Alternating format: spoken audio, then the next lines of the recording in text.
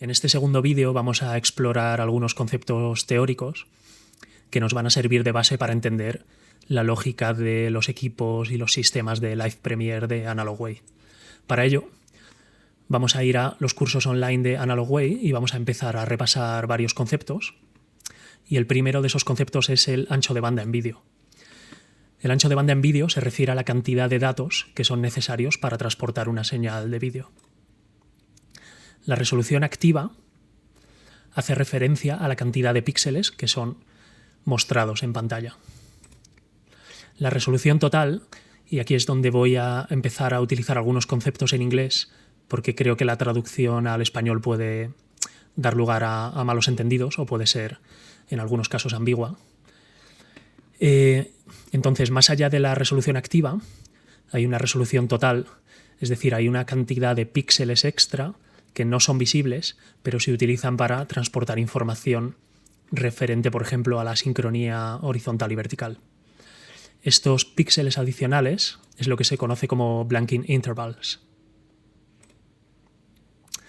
La velocidad de fotogramas es la frecuencia a la cual se muestran las imágenes consecutivas que se utilizan para producir la ilusión de movimiento. La profundidad de color define el número de bits que se utilizan para indicar el color de cada píxel. Otro concepto que tenemos que tener claro en los sistemas de Live Premiere de Analogway es la capacidad. En estos equipos se manejan 3 capacidades y cada una de estas hace referencia a la cantidad de píxeles que se pueden manejar por segundo. Capacidad 1 sería una señal que no supere los 300 megapíxeles por segundo. Capacidad 2 sería una señal que no supere los 600 megapíxeles por segundo. Y capacidad 4 haría referencia a una señal que no supere los 1200 megapíxeles por segundo. ¿Cómo calculamos ese pixel clock? Pues simplemente es una multiplicación de la resolución total por la tasa de fotogramas de nuestra señal.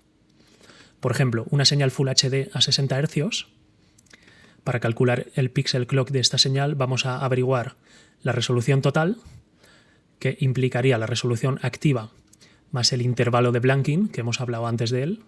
Entonces podemos ir a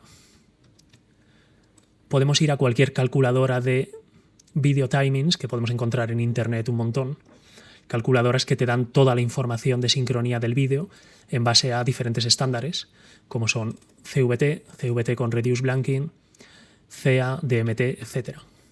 En cualquiera de estas calculadoras yo puedo meter cuál es mi resolución horizontal activa y mi resolución vertical activa y cuál es mi velocidad de fotogramas. Y estas calculadoras me van a devolver todo el cálculo de pixel clock, resolución total, tanto vertical como horizontal, etc. Incluso nos van a decir qué tipo de cables son capaces de manejar estas señales y qué tipo de cables no podrían manejarlas. Por ejemplo, un cable 3G SDI no podría manejar una señal de 1920 por 1080 a 60 Hz con 8 bits de profundidad de color RGB a 444. Sin embargo, un HDMI 2.2 o 2.1 no tendría ningún problema. El estándar que nos interesa es CVT con Reduced Blanking y este es el que vamos a usar a la hora de hacer nuestros cálculos con WebRCS. Entonces, por ejemplo, una señal Full HD a 60, aquí puedo ver que tiene un pixel clock de 138 megapíxeles por segundo. ¿Cómo se hace ese cálculo? Pues tenemos la resolución horizontal total y tenemos la resolución vertical total. Vamos a multiplicar esos dos parámetros y a su vez los vamos a multiplicar por 60 fotogramas por segundo. Entonces, si nos vamos a nuestro ejemplo de antes, la resolución total de una señal Full HD según el estándar CVT-RB es de 2080 por 1111 píxeles. Si multiplicamos eso por 60 fotogramas por segundo, tenemos una cantidad de píxeles por segundo que es de 138.652.800, lo que equivale a 138 megapíxeles. Una señal como esta cabe dentro de capacidad 1, pero si, por ejemplo, calculásemos la capacidad de una señal 4K a 60 fotogramas por segundo, vamos a ver que el pixel clock es de 533 megapíxeles por segundo. Y 533 megapíxeles por segundo es superior a capacidad 1, pero cabría dentro de capacidad 2. ¿Por qué es importante todo esto? Porque en WebRCS y en la configuración de cualquier Aquilon vamos a ver continuamente mención a los diferentes tipos de capacidades. Y lo vamos a ver en este icono de color morado, tanto en multiviewers, como en salidas, como en entradas, como en imágenes. Entonces, si yo, por ejemplo, me voy a una entrada como esta, la entrada 1, y le asigno una resolución de 1080, vamos a ver que el sistema me indica que esa entrada está en capacidad 1, mientras que si, por ejemplo, pongo esta en 2160p, el sistema me va a indicar que tengo una capacidad 2. Todos estos conceptos son necesarios para poder entender cómo vamos a diseñar nuestros equipos, nuestras pantallas, nuestras entradas, nuestras capas, etc.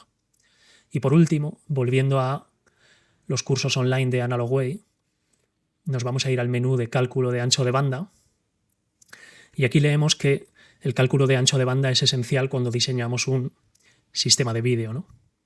Más allá del pixel clock, cuando diseñamos un sistema de vídeo tenemos que tener en cuenta el cálculo del ancho de banda total, que implica la cantidad de píxeles totales por la velocidad de fotogramas, por la profundidad de color, por el factor de submuestreo o la compresión que tengamos de color. Por ejemplo, una señal en 4K a 60 fotogramas por segundo, con una profundidad de bits de 10 y con un factor de submuestreo de 444, tiene un ancho de banda total de 15,6 gigabits por segundo.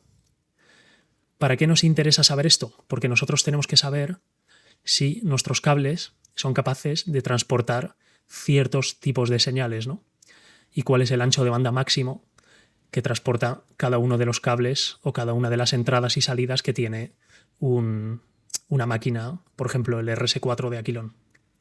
Entonces, en este caso, una señal de 15,6 gigabits por segundo no podría ser transportada por un conector o un cable HDMI 2.0, pero sí podría ser transportada por un DisplayPort 1.2, también por un DisplayPort 1.4, que los equipos de Aquilon lo tienen, y cualquier conector SDI que encontremos en un equipo Aquilon no podría manejar una señal de ese tamaño.